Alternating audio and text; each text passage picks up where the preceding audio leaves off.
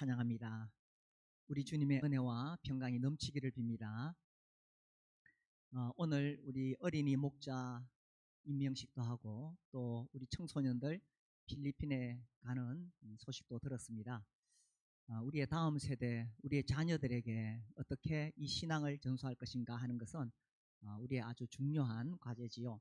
오늘 출애굽기 말씀을 본문으로 읽었습니다. 구약에서 이스라엘 백성들에게 가장 큰 사건은 출애굽이죠. 이스라엘 백성들이 이집트에서 바로의 노예가 되어 있었습니다. 혹독한 노예 생활을 하고 있을 때에 하나님께서 모세를 보내셨죠. 내 백성을 내보내라. 바로가 안 놔줍니다. 그래서 10가지 재앙을 내립니다. 마지막 10번째 재앙은 모든 장자를 치는 재앙이었습니다. 그러나 이스라엘 백성들에게는 피할 길을 주셨지요. 어린 양을 잡아서 좌우 문 인방과 좌우 문설주에 피를 발라라. 내가 이 피를 볼 때 넘어가리라. 이게 6월절입니다. 6월절이 6월달에 있는 게 아니고 6월 넘어간다는 뜻입니다. 그래서 출애굽기 12장 13절에 보면 내가 애굽 땅을 칠 때에 그 피가 너희가 사는 집에 있어서 너희를 위하여 표적이 될지라. 내가 피를 볼 때에 너희를 넘어가리니. 이렇게 해서 이스라엘 백성들이 애굽에서 나오게 됩니다. 6월절 어린 양의 피로 애굽에서 나오게 됩니다. 이건 정말 너무나도 놀라운 일이죠. 이건 결코 잊어서는 안 됩니다. 그래서 이스라엘 백성들은 해마다 이 6월절을 기억해야 됐습니다. 어떻게 기억을 하느냐? 이 예식을 그대로 지키라는 겁니다. 그래서 출애굽기 12장 24절에 너희는 이 일을 규례로 삼아 너희와 너희 자손이 영원히 지킬 것이니 너희는 여호와께서 허락하신 대로 너희에게 주시는 땅에 이를 때에 이 예식을 지키라. 어떻게 하나님께서 자기 조상들을 구원하셨는지 어떻게 기억하느냐? 해마다 예식을 지킴으로써 기억한다는 것입니다. 구약 이스라엘에게 이 6월절이 가장 중요한 사건이었다면 신약 교회의 가장 중요한 사건은 우리 주님의 십자가 사건이죠. 우리 모든 사람들은 다 하나님을 떠나서 죄 가운데 살고 있었습니다. 그래서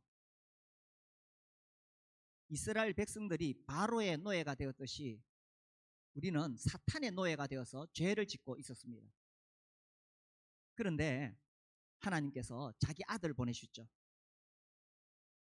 우리 주 예수 그리스도께서 이 땅에 오셔서 우리 죄를 씻기 위하여, 대속하기 위하여 주님이 친히 십자가에 못 박혀 죽으셨습니다. 그래서 우리가 예수님을 믿음으로 구원을 받고 교회가 되었습니다. 이것이 교회의 정체성입니다. 교회는 뭐냐? 이 십자가 복음 위에 세워져 있는 겁니다. 그래서 교회는 이 십자가 복음의 영광이 항상 드러나야 됩니다. 우리는 이걸 결코 잊을 수가 없습니다. 그럼 우리는 이걸 어떻게 잊지 않고 지키느냐? 매주 주의 만찬을 통해서 우리는 잊지 않고 지키게 됩니다. 우리 잘 아는 고린도전서 11장 말씀 보겠습니다. 고린도전서 11장 23절 내가 너희에게 전한 것은 주께 받은 것이니 곧 주 예수께서 잡히시던 밤에 떡을 가시사 축사하시고 떼어 이르시되 이것은 너희를 위하는 내 몸이니 이것을 행하여 나를 기념하라 하시고 식후에 또한 그와 같이 잔을 가지시고 이르시되 이 잔은 내 피로 세운 새 언약이니 이것을 행하여 마실 때마다 나를 기념하라 하셨으니 너희가 이 떡을 먹으며 이 잔을 마실 때마다 주의 죽으심을 그가 오실 때까지 전하는 것이니라. 이 주의 만찬이 바로 이 교회의 정체성을 명확하게 드러내는 것입니다. 그리고 복음이 무엇인가를 명확하게 드러내는 것이지요. 이스라엘 백성들이 6월절 어린 양의 피로 이제 해방되어서 애굽에서 탈출할 수 있습니다. 마찬가지로 우리는 어린 양 예수 그리스도의 피로 죄와 사탄으로부터 해방되었습니다. 우리도 출애굽해야 됩니다. 아니, 우리는 출세상해야 되죠. 그래서 우리는 세상에서 나오는 겁니다. 이스라엘 백성들이 애굽에 계속 머물러 있으면 안 돼요. 거기서 나와야 됩니다. 출애굽. 그리고 홍해를 건너야 됩니다. 마찬가지로 우리도 예수님 믿으면 세상에서 나와서 침례를 받음으로 홍해를 건너는 겁니다. 교회는 세상 안에 살지만 세상과 다른 이 십자가 복음 위에 세워져 있는 거예요. 이 주의 만찬이 너무나 중요합니다.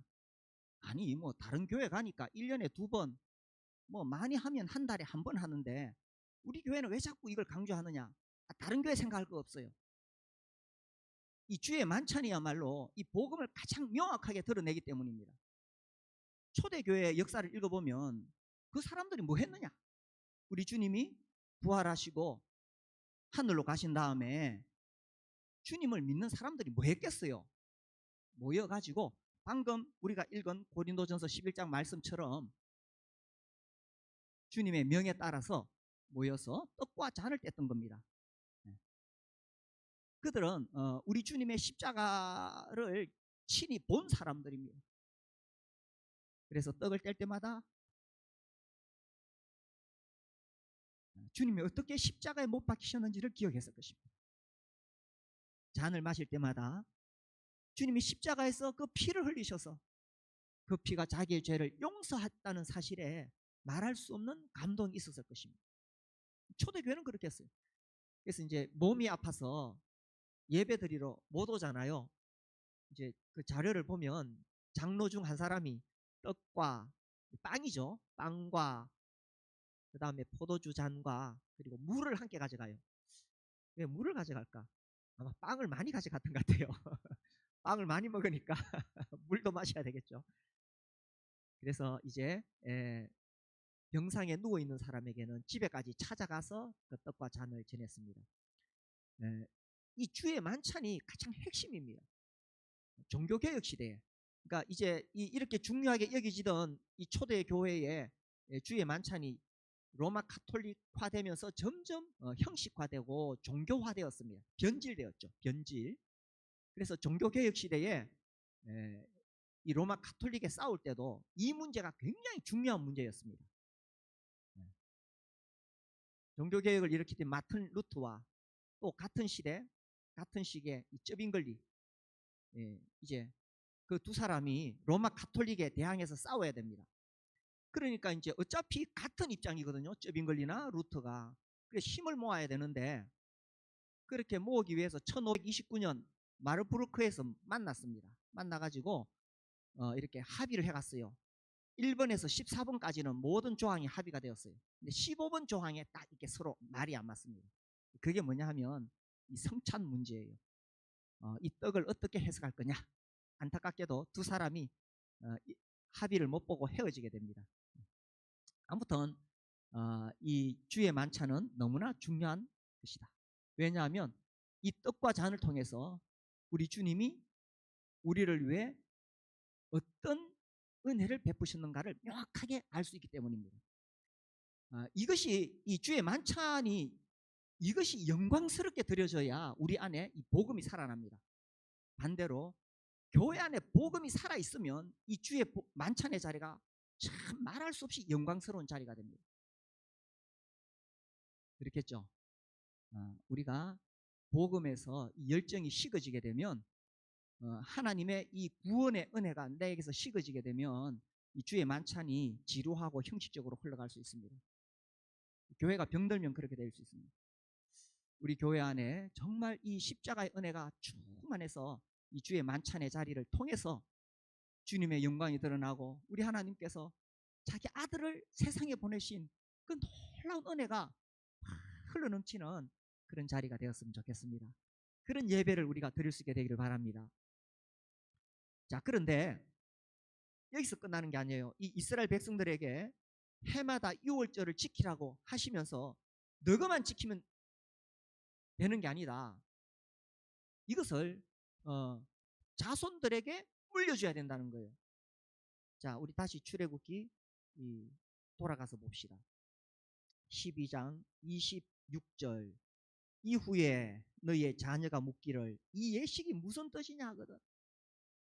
자녀가 묻게 만들어야 됩니다. 이 예식이 무슨 뜻이냐. 그래서 그 부모님이 정말 정성을 다해서 예배를 드리니까 그 다음 세대는 모르잖아요. 모르니까 이게 무슨 뜻이냐고 묻는다는 것입니다. 실제로 이제 유대인들이 이 유월절 의식을 행할 때에 그렇게 시킵니다. 아들한테 해마다 네가 이렇게 물어라. 이 예식이 무슨 뜻이냐 물으라고 이렇게 시켜요. 그러면 아버지가 대답해 줍니다. 27절 너희는 이러기를 이는 여호와의 유월절 제사라. 여호와께서 애굽 사람에게 재앙을 내리실 때에 애굽에 있는 이스라엘 자손의 집을 넘어사 우리의 집을 구원하셨느니라. 자녀가 물으면 대답해 주는 겁니다. 우리 조상들이 애굽에서 종살이 노예살이 하고 있을 때에 그렇게 혹독한 그 바로의 채찍 아래서 고생하고 있을 때에 하나님께서 우리를 구원하셨다. 잊어서는 안 된다. 그래서 이 자손들이 하나님을 경외하도록 그렇게 가르치라는 것입니다. 출애굽기 12장 14절에 보면 14절 찾으셨으면 같이 읽겠습니다. 시작. 너희는 이 날을 기념하여 여호와의 절기를 삼아 영원한 규례로 대대로 지킬지니라. 실제로 그 애굽에 있지 않았을지라도 실제로 홍해를 건너지 않았을지라도 그 자손들이 대대로 지키라는 겁니다. 42절에 보시면 같이 읽어볼까요? 시작. 이 밤은 그들을 애굽 땅에서 인도하여 내심으로 말미암아 여호와 앞에 지킬 것이니라. 이는 여호와의 밤이라. 이스라엘 자손이 다 대대로 지킬 것입니다. 그래서 그 밤에 애굽에서 나왔지요. 그것을 대대로 지키라고 했습니다. 이게 이스라엘 백성들에게 그들의 정체성을 알려주는 거예요. 하나님이 우리를 구원하셨고 우리는 하나님의 백성이고 우리는 우리를 구원하신 하나님을 경외하면서 살아야 된다. 하나님 말씀에 순종하고 하나님께 기도하고 하나님을 섬기는 삶을 살아야 된다. 신명기 16장입니다. 신명기 16장 3절 우리 같이 읽어봅시다. 시작. 유교병을 그것과 함께 먹지 말고 이래 동안은 무교병 곧 고난의 떡을 그것과 함께 먹으라. 이는 네가 애굽 땅에서 급히 나왔음이니 이같이 행하여 내 평생에 항상 네가 애굽 땅에서 나온 날을 기억할 것이니라. 네 평생에 항상 이제 6월절부터 바로 7일 동안 무교절로 이어집니다. 그들이 애굽에서 급히 나왔기 때문에 빵을 발효시킬 수가 없어요. 그래서 이것을 무교병, 발효되지 않은 빵을 7일 동안 먹으면서 기억하는 것입니다. 항상 네 평생에. 그래서 그들뿐만 아니라 그들의 자손들도 평생에 이걸 기억해야 돼. 항상 기억해야 돼. 애굽 땅에서 나왔다. 우리는 매주 이 주의 만찬을 통해서 평생에 기억해야 됩니다. 항상 기억해야 됩니다. 우리는 이제 세상에서 나왔다. 그래서 이 세상에서 나온다는 것을 딱 드러내는 것이 침례식이죠. 이스라엘 백성들이 홍해를 건너오잖아요. 이게 침례를 예표하는 겁니다. 이게 다 구약의 사건들이 다 복음의 그림자예요. 이 파라오의 지배 아래 있었다. 우리는 사탄의 지배 아래 있었고 이스라엘 백성이 애굽 땅에 있었다. 우리는 저 세상에 있었죠. 이제 그러다가 유월절 어린 양의 피로 우리는 예수님의 피로 나와서 이스라엘은 홍해를 건너고 우리는 침례를 통해서 세상과 결별하고 하나님 나라를 위해 사는 겁니다. 이게 교회입니다. 그래서 이 교회의 정체성이 어디서 가장 잘 드러나느냐? 이 주의 만찬을 통해서 드러나게 된다는 거죠. 근데 중요한 것은 우리만 이렇게 할 것이 아니라 자손들에게 대대로 지키게 할 것이니라 하는 것입니다. 그래서 다음 세대에 이 신앙을 전하라는 이야기입니다. 다음 세대에 출애굽기 13장 8절 보겠습니다. 출애굽기 13장 8절 우리 같이 읽어볼까요? 시작. 너는 그날에 네 아들에게 보여 이 예식은 내가 애굽에서 나올 때에 여호와께서 나를 위하여 행하신 일로 말미암 네 아들에게 보여 이르기를 이게 중요합니다. 말로만 교회 가라 예배 잘 드리라 할 것이 아니라 보여주라는 이야기입니다. 100번 듣는 것보다 보는 것이 엄청난 교육 효과가 있죠. 우리가 지난 주일에 특세했습니다. 제가 계속 이야기했어요. 아이들 데리고 나오라 그랬어요.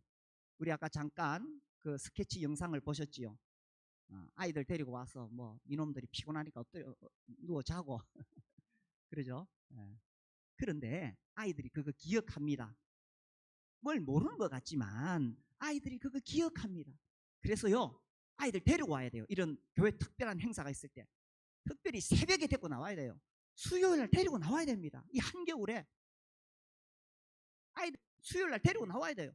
부모가 하나님을 경외하는 것을 보여주어야 돼요. 주일 오전만 나와가지고 안 됩니다. 신앙이 귀로 전해지는 줄 압니까? 천만의 말씀. 부모가 어떻게 하나님을 경외하는가를 보여줘요. 주일 오전만 나와가지고는 안 됩니다. 이거는 그나마 오후 집회도 안 하고 오전에 가버린다. 안 돼요. 이거는. 그래서 보여줘야 된다는 겁니다. 그래서 이번에 새벽기도 때 우리 아기들 많이 나왔어요. 참 감사한 일입니다. 제가 그 특세 관련해서 이 사진을 여러 번 올렸습니다. 예, 저 사진, 저는 저 사진 보면서 저게 언제 찍었는지 잘 몰라요. 다만 제 느낌은 아주 오래된 흑백 사진. 정말 어머니의 기도가 우리나라를 살렸습니다. 우리나라 일제강점기와 6.25 지나면서요, 정말 희망이 없던 나라였어요. 이번에 우리 유태영 박사님 이야기를 들으면서 간접적으로 느끼잖아요. 정말 희망이 없는 나라였지만 어머니의 기도가 우리나라를, 대한민국을 살렸어요. 자녀를 살렸습니다. 저기 아이들이 있죠. 저는 저 사진 보면서 이런 생각합니다. 저 아기가 등에 엎혀서 뭘 알겠어요? 압니다. 기도하면 영적인 파장이 나와요. 영적인 파동이 있습니다. 그거 느끼시지 않던가요? 우리가 함께 모여서 막 기도하면요, 교회 안에 영적인 파장이 막 일어납니다. 저 어머니의 간절한 기도가 등을 통해서 저 아이에게 영적인 파장이 확 전달됩니다. 이거 너무 비과학적이고 비이성적인 말 같습니까? 저는 그렇게 생각하지 않습니다. 기도하면 영적인 파장이 나옵니다. 저 앞에 앉아있는 저 아이 쪽 좀 큰 놈은 엄마가 기도하는 거 보고 크는 겁니다. 그래서요, 이제 사진 됐습니다. 그래서요, 우리 어린 아이를 키우는 엄마들 연극이라도 하세요. 아이들 앞에서 유튜브 보지 마시고 아이들이 보고 있을 때는 성경 보세요. 연극이라도 하세요. 아이들이 보고 있는 자리에서 기도하세요. 보여줄 필요가 있습니다. 보여줘야 돼요.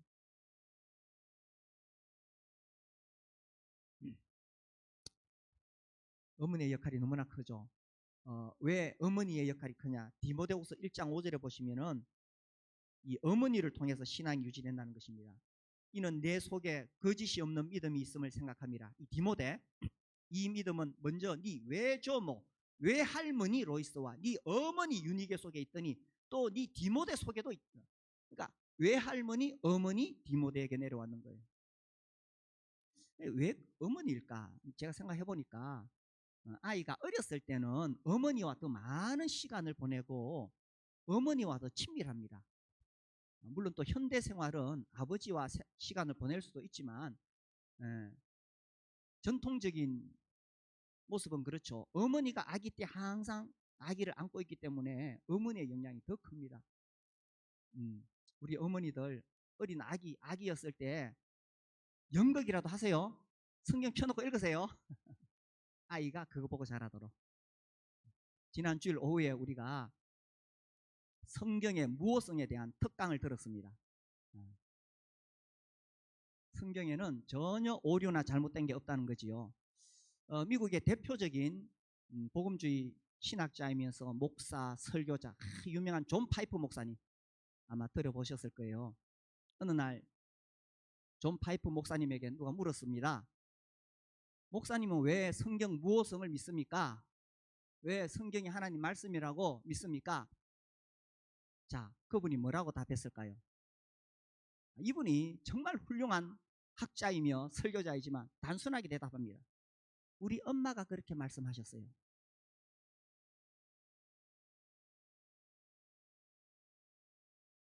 아주 단순하죠. 신앙은 이렇게 전해지는 겁니다. 그래서 그 어머니를 통해서 이 신앙이 내려가게 된다는 것입니다. 보여주어야 돼요. 특히 우리 어린 자녀들 둔 우리 형제님들은 주의 만찬 시간에 꼭 감사기도 하세요. 우리 자녀들이 다 보고 있습니다. 우리 아버지가 교회에서 기도할 때 아이들이 이 자긍심이 생깁니다. 보여주라는 거죠. 그런데 이 사탄은 어떻게 해서든지 자녀들에게 신앙이 전해지는 거, 이거는 막으려고 합니다. 우리 다시 출애굽기 돌아가서 10장을 봅시다. 출애굽기 10장은 이제 바로가 드디어 손을 들었습니다. 바로가 이스라엘 백성들을 안 보내려고 하죠. 그래서 하나님께서 이 메뚜기를 보내가지고 다 쓸어버렸어요. 메뚜기를 보내 쓸어버리니까 바로가 너무 힘들어가지고 이제 모세를 불러가지고 아이고 그만 나가라, 너 때문에 못 살겠다. 10장 8절, 모세와 아론을 바로에게로 다시 데려오니 바로가 그들에게 이르되 가서 너희의 하나님 여호와를 섬기라. 누가 갈래? 아우 너무 힘들다, 누가 갈래? 9절에 모세가 이르되 우리가 여호와 앞에 절기를 지킬 것인즉 우리가 남녀노소와, 자, 남녀노소 어린 아이들을 데려가겠다는 거예요. 10절에 바로가 그들에게 이르되 내가 너희와 너희 어린 아이들을 보내면 여호와가 너희와 함께한다. 이건 안 된다. 애들은 놔두고 가라. 11절 그렇게 하지 말고 너희 장정만 가서 여호와를 섬기라. 그러니까 바로가 보니까 도저히 안 되겠어. 부모는 보내줄 수 있어, 아이들은 노예로 삼고 싶은 거예요. 오늘 사탄이 딱 그렇습니다. 자, 여기 믿은 우리 부모님들, 사탄이 이미 우리는 포기했습니다. 아이고 저 예수 믿는 거 어쩌겠어. 그런데 우리 자녀들은 못 놔주겠다는 거예요. 우리 자녀들을 볼모로 삼겠다는 것입니다. 그런데 우리가 어떤 경우에도 자녀를 포기해서는 안 됩니다. 아니 이 부모들이 자기 자녀들은 애굽 땅에 놔두고 나갈 수 있겠어요? 자기 자녀들은 노예, 바로의 노예가 되도록 놔두고 나갈 수가 있겠어요? 그런데 오늘날 우리 부모들은 우리 자녀를 사탄의 손 아래 놔두고 저 세상에 놔두고 나만 교회 가서 열심히 신앙생활 하면 잘하면 되지, 안 되잖아요. 어떤 경우에도 자녀를 포기하면 안 됩니다. 이 나이가 좀 든 자녀들이 신앙에서 멀어질 수 있어요. 그러나 어렸을 때 교회에 나왔으면 그 아이들 틀림없이 돌아옵니다. 어렸을 때 부모님이 아이 데리고 교회 나왔으면 좀 우리 자녀들이 사춘기도 방황하고 좀 세상에 좀 나가 볼 수 있어요. 그러나 결국 돌아옵니다. 그래서 포기하면 안 됩니다. 부모는 정말 자녀를 포기하면 안 됩니다. 우리가 자녀에게 물려줄 유산이 뭐예요? 빌딩 물려주는 것보다 영적인 자산을 물려줘야 됩니다. 그러면 우리 아이들이 이 세상에서도 앞서 나가고 무엇보다 하나님 나라에서 성공적인 삶을 살 수가 있습니다. 절대로 자녀 포기하면 안 됩니다. 사탄은 타협안을 제시하는 거예요. 타협안을, 너희만 가서 예배드려라. 너희 자녀들은 여기 놔두고 여기 쏘가 넘어가면 안 됩니다. 절대로 타협하면 안 됩니다. 우리 자녀들을 데리고 가야 됩니다. 그래서 우리가 교회적으로도 다음 세대를 위해 엄청난 투자를 합니다. 이번에 필리핀 가잖아요. 참 많이 갑니다. 38명. 그리고 엄청나게 여기 투자가 됩니다. 지금 환율이 올랐어요. 이런저런 어려운 상황인데 그럼에도 불구하고 이 자녀들을 우리가 거기 보내려고 그래요. 제가 지난번에 필리핀 가보니까 야, 우리나라 한 70년대 제가 잘 모르고 80년대, 제가 80년대 신앙생활 했었거든요. 그때의 영적인 분위기가 살아있습니다. 정말 이 복음의 순수함이 그대로 살아있어요. 딱 느끼는 게, 야, 이 옛날에 내가 청년 시절에 그런 교회 분위기구나. 우리 아이들이 그걸 볼 수가 있습니다. 그래서 제가 그 선교사님께 그런 이야기를 했어요. 우리가 뭐 선교지에 뭐 선교하러 온 게 아니고, 제가 다음번에 이렇게 할게요. 선진교회 탐방 이렇게 해서 올게요. 그랬어요. 그래서 지금 올해 우리가 가는 겁니다. 선진교회가 어떤 교회냐? 너무 우리처럼 물질적으로 부유해가지고 이 복음의 열기가 식어 있으면 이미 후진교회입니다. 그런데 제가 거기 가보니까 진짜 선진교회예요. 왜? 이 복음이 그대로 살아있어요. 우리 자녀들 이번에 데리고 갑니다. 잘 다녀올 수 있도록 기도해 주세요. 정말 지금 갑자기 사고가 나잖아요. 우리 인간들이 아무리 잘 준비한다고 되는 게 아니에요. 우리의 생명은 하나님 손에 달려 있어요. 뭐 어떤 비행기를 타느냐, 그거 중요하지 않아요. 주님이 우리를 붙잡아 주시기를 기도해야 되는 거지. 그래서 우리 자녀들이 이번에 정말 변화받고 자기 하나님 만나고 구원받을 수 있도록 우리 여기 청소년들, 여러분이 부모님에게 정말 중요한 유산을 물려받을 수 있어요. 영적인 자산. 혹시 빌딩 물려받을 사람 있는지 모르겠는데 그것과는 비교도 되지 않는 이 영적인 자산을 물려받을 수 있어요. 우리 부모님들이 특별히 우리 교회, 이 교회 세우기 위해서 얼마나 헌신하고 수고했는지 모릅니다. 그걸 여러분이 그대로 받으면 엄청난 자산이 되는 거예요. 그래서 사탄이 방해하지만 우리는 다음 세대에게 이 신앙을 전수해야 됩니다. 근데 이스라엘 백성들 보면 참 실패를 많이 합니다. 이 모세를 통해서 출애굽하고 그 다음에 모세의 뒤를 이어서 여호수아가 이스라엘 백성들을 이끌고 가나안 땅에 들어갑니다. 이 여호수아가 살았을 때만 해도 괜찮았어요. 여호수아와 함께했던 장로들이 살았을 때만 해도 괜찮았어요. 그런데 그들이 떠나자 다른 세대가 되었습니다. 이 자녀 교육에 대해 이야기할 때에 자주 사용되는 말이 있습니다. 다음 세대가 다른 세대가 되게 하지 말라. 다음 세대가 다른 세대가 되게 하지 말라. 다음 세대도 그대로 신앙을 물려받아야 되는데 다른 세대가 되게 하지 말라. 사사기 2장을 보겠습니다. 사사기 2장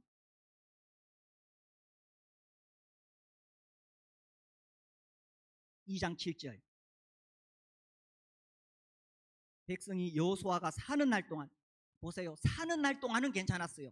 또 여호수아 뒤에 생존한 장로들, 곧 여호와께서 이스라엘을 위하여 행하신 모든 큰 일을 본 자들이 사는 날 동안에 여호와를 섬겼더라. 자, 우리 여기 기성세대가 살아있는 동안에는 우리 자녀들이 그래도 하나님을 섬깁니다. 그런데 10절 보세요. 그 세대의 사람도 다 그 조상들에게로 돌아갔고 그 후에 일어난 다른 세대라고 나오죠. 다른 세대는 여호와를 알지 못하며 여호와께서 이스라엘을 위하여 행하신 일도 알지 못하였더라. 하나님께서 그 이스라엘 백성들을 애굽 노예살이 하던 데서 건져내신 이 크고 놀라운 일, 그리고 하나님의 그 놀라운 능력, 이것을 알지 못했고 그들을 건져냈다는 사실을 그 다른 세대는 알지를 못했다는 거예요. 12절에 애굽 땅에서 그들을 인도하여 내신 그들의 조상들의 하나님 여호와를 버리고 다른 신을 섬기게 되었다는 사실입니다. 우리가 다른 세대가 되지 않도록 우리 다른 세대를 대비를 해야 됩니다. 이들이 우리의 신앙을 이어받을 수 있는 다음 세대가 될 수 있도록. 지난 특세 때 유태웅 박사님 책으로 우리가 쭉 봤습니다. 유태웅 박사님 덴마크에 가서 유학하셨잖아요. 덴마크 이 종교개혁사를 읽어보면 그때 이제 로마 가톨릭하고 싸울 때 이 서유럽이 굉장히 밀리고 있을 때 저기 북쪽에 노르웨이, 스웨덴, 덴마크 아시죠? 저쪽에 노르웨이, 스웨덴, 덴마크 이쪽에서 군사들을 보내서 확 내려와가지고 전쟁에서 이 역전시킵니다. 그래서 이 노르웨이, 스웨덴, 덴마크 정말 종교개혁 시대에 이 복음을 위해서 확 불타올랐던 큰 영향을 미친 나라들입니다. 그런데 지금 어떻습니까? 말도 할 수 없이 타락했습니다. 완전히 하나님과 등을 쥐고 성적인 타락, 동성애는 말할 것도 없어요. 그것보다 더 심한 일도 합니다. 저쪽에 그 들어오는 도로가에 그 교회 목사님이 이제 우리 교회 한번 오셔가지고 이제 이야기를 하다 그분의 자녀가 거기서 이제 유학을 한대요. 자기가 그 가봤어요. 가보니까 이거 막 말도 할 수 없을 만큼 너무 타락했고 전도 못한다. 전도 그냥 이렇게 전도지 들고 있어요. 거리에 전도지 들고 있으면 누가 와서 묻는데요. 물으면 답해 줄 수 있대요. 할 수 없을 만큼 무너진 거예요. 그렇게 이 종교개혁 시대에 복음을 위해서 불타올랐는데 다음 세대를 준비하지 못했어요. 다른 세대가 된 것이죠. 우리가 우리 자녀들에게 이 신앙을 물려주는 것. 유대인들은요, 제가 자주 그런 이야기 하잖아요. 서구 유럽은 수평 선교는 성공했지만 수직 선교에 실패했습니다. 그래서 교회가 다 문을 닫았어요. 우리가 지난주 봤지요? 술집이 되고 뭐 다 변했어요. 그런데 유대인들은 수평 선교는 안 하지만 수직 선교는 성공했어요. 그래서 자녀들을 철저하게 가르쳤기 때문에 유대인들은 철저하게 신앙 안에서 그렇게 자라가고 있습니다. 물론 복음은 없지만 하나님을 섬기는 믿음은 분명하게 흘러내려갑니다. 이런 것들을 봤을 때에 우리가 지금 선교하기 위해서 우리 교회도 많이 애를 씁니다. 그러나 이와 함께 우리의 다음 세대에 우리 자녀들에게 어떻게 이 신앙을 전할 수 있느냐, 이것이 우리의 큰 숙제입니다. 그런데 중요한 것은 교회가 1차적인 책임 아닙니다. 부모님이 1차적인 책임입니다. 우리 교회가 할 수 있는 대로 하고 있습니다. 세대 통합 예배도 드리고 저기 필리핀도 보내고 또 오늘 YCC 어린이 캠프에 또 우리 어린이들도 보냅니다.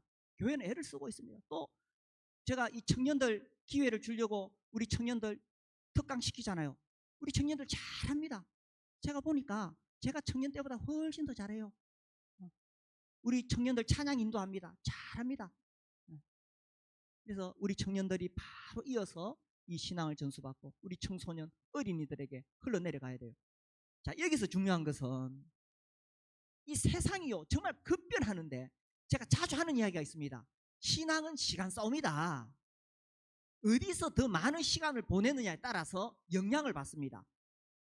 이 세상에서 시간을 많이 보내게 되면 자꾸 세속주의, 인본주의 막 들어옵니다. 히브리서 10장 25절에서 왜 모이기를 힘쓰라고 하셨느냐. 우리가 모여서 우리가 함께하는 이곳에 우리 자녀들이 함께할 때에 여기서 우리가 시간을 보낼 때에 신앙이 우리도 바로 세워지게 되고 자녀들에게도 전해지게 되는 것이거든요. 모여야 됩니다. 이게 모이는 것을 패하는 어떤 자들의 습관과 같이 하지 말고 수요일 안 나오면 그거 습관 됩니다. 안 나오는 게 습관이 돼요. 근데 잘 나오는 사람은 수요일 안 나오면 몸이 찝찝해서 못 삽니다. 어떤 습관을 기르어야 하는 거죠. 수요일 안 나오면 습관이 됩니다. 그런데 아이고 내가 나가봤자 아니에요. 내가 하나의 장작개비가 되는 거예요. 장작개비가 모여야 장작불이 훨씬 더 불타오릅니다. 그래서 우리가 수요일 어린애를 데리고 나오세요. 어린 자녀들 수요일 데리고 나오세요. 추울 때 엄마 추운데 왜 가요? 데리고 나오세요. 보여줘야 돼. 그래서 추울수록 데리고 나와야 돼. 그래서 우리가 함께 모여서 이 공동체가 세워져야 우리가 이 세상에 맞서서 복음을 전할 수가 있습니다. 제가 지난 첫 주인가요 탈기독교 시대의 복음 전도에 대해서 잠깐 설명드렸죠. 그 팀 켈러 목사님 디지털 내러티브라는 표현을 썼어요. 오늘날 젊은 사람들은, 우리 아이들은 정말 막 수없이 이 휴대폰을 통해서 홍수 같은 정보를 받아들입니다. 그래서 제가 그런 거기서 가져와서 이야기했잖아요. 어느 날 어떤 이 아들이 와가지고 아빠 내가 사귀는 사람이 있는데요. 사랑하면 같이 잘 수 있잖아요. 엄마 아빠가 눈이 휘둥그레졌습니다. 아니 교회에서 자란 내 아들이 사랑하면 같이 잘 수 있잖아요 이러는 거예요. 아니 교회에서 자란 내 아들이 그래가지고 막 당황스러워서 성경을 가져와가지고 성경을 펴가지고 막 설명을 했어요. 이 아이에게 안 들어갑니다. 이 아들에게 안 들어갑니다. 왜? 이미 디지털 내러티브 거기에서 완전히 세뇌가 되어 있는 거예요. 이 세상의 정보에 완전히 빠져 있기 때문에 성경 펴도 이미 늦었다는 사실입니다. 자녀들이 어릴수록 신앙은 시간 싸움입니다. 우리가 우리 교회 공동체를 강하게 만들어서 여기서 계속 하나님의 진리를 가르치고 그렇게 살아가는 모습을 보여주어야 우리 자녀들도 그렇게 살아갈 수가 있습니다. 우리 히브리서 10장 25절 한 번 더 봅시다. 히브리서 10장 25절 같이 읽읍시다. 시작. 모이기를 패하는 어떤 사람들의 습관과 같이 하지 말고 오직 권하여 그 날이 가까움을 볼수록 더욱 그리하자. 내가 참석하면 나도 하나의 장작개비가 되어서 더 불이 타오를 수 있습니다. 자, 출애굽기 한 군데 더 봅시다. 13장. 출애굽기 13장 13절부터 볼까요? 이게 이제 그 출애굽 이후에 초태생 처음 난 것은 다 하나님께 드리라 그랬어요. 근데 나귀는 부정한 짐승이기 때문에 드리지 못하고 목을 꺾어야 됩니다. 근데 목을 꺾는데 살릴 수 있는 방법은 어린 양으로 대속하는 거죠. 여기 또 복음의 비밀이 그대로 담겨 있죠. 일단 뭐 넘어가고 14절 후일에 네 아들이 네게 묻기를. 자, 우리 14절만 같이 읽어봅시다. 시작. 후일에 네 아들이 내게 묻기를 이것이 어찌 됨이냐 하거든 너는 그에게 이르기를 여호와께서 그 손의 권능으로 우리를 애굽에서 그 종되었던 집에서 인도하여 내실세. 그러니까 아들이 묻게 해야 돼요. 아들이 묻게 해라.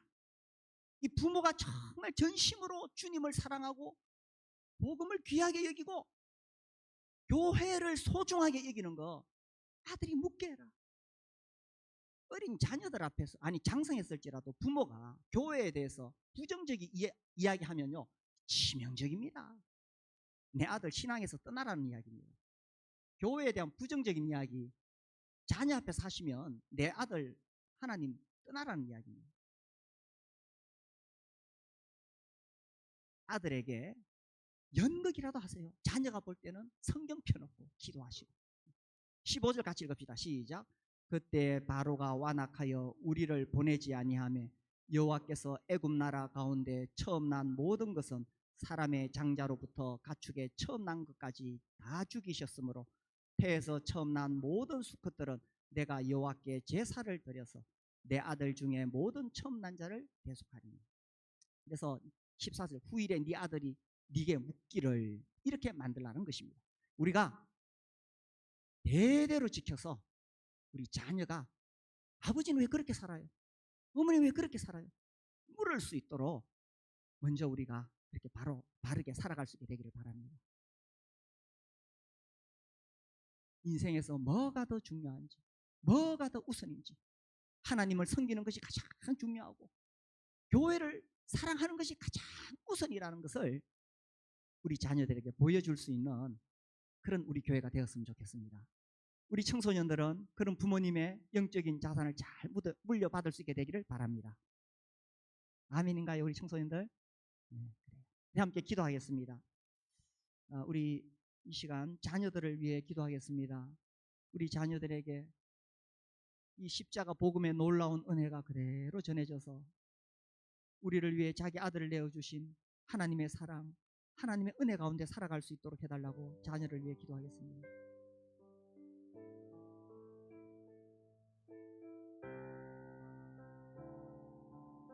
우리 청소년들은 부모님의 영적인 자산을 잘 물려받을 수 있도록 부모님의 하나님이 아니라 나의 하나님을 만날 수 있게 해달라고 기도하겠습니다.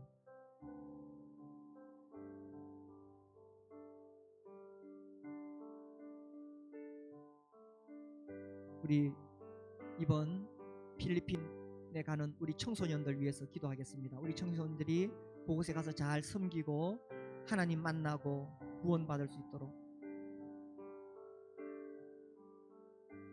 우리 청소년들에게 복음을 전하는 우리 청년 강사들에게 지혜와 능력을 주셔서 하나님 말씀이 능력 있게 증거되도록 복음 전하는 우리 청년들을 위해 기도하겠습니다.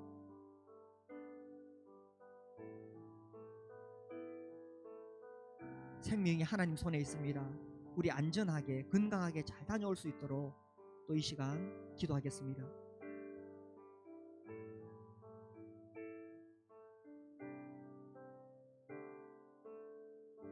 오늘 오후에 YCC 어린이 캠프에 11명 어린이들 갑니다. 오가는 안전을 지켜주시고 우리 어린이들이 이 캠프를 통해 변화되고 하나님 만날 수 있도록 기도하겠습니다.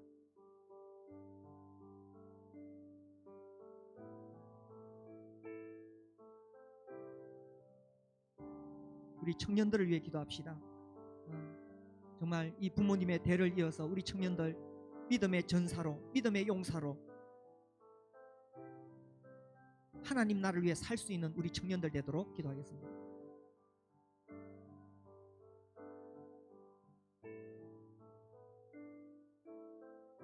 아버지 하나님, 우리를 십자가 보혈로 구원해 주시고 하나님의 자녀로 삼아 주시며 사시고 참되신 하나님을 의지하여 살아가게 하심을 감사를 드리옵나이다. 이 크고 놀라운 하나님의 은혜가 늘 우리 심령 가운데 흘러 넘칠 수 있게 되기를 기도합니다. 주님, 매주마다 주의 만찬의 자리에 우리가 나옵니다. 그 자리에서 우리의 심령이 회복되게 해주시고 우리도 모르게 세상에 찌던 모든 것들이 주님의 보혈로 깨끗이 씻어져서 다시 한번 주님을 향한 열정이 솟아나는 그러한 만찬 예배가 되도록 성령께서 우리 가운데 역사하여 주시기를 기도합니다. 아버지 하나님, 오늘 필리핀 선교를 위해 기도했습니다. 참으로 주님의 손에 의탁하오니 주님께서 우리 모두를 붙잡아 주시고 주님의 은혜와 역사가 넘치는 그런 필리핀 봉사가 되게 하여 주시기를 기도드립니다. 주님 앞에 감사드리며 주 예수님의 이름으로 기도드립니다. 아멘. 감사하겠습니다.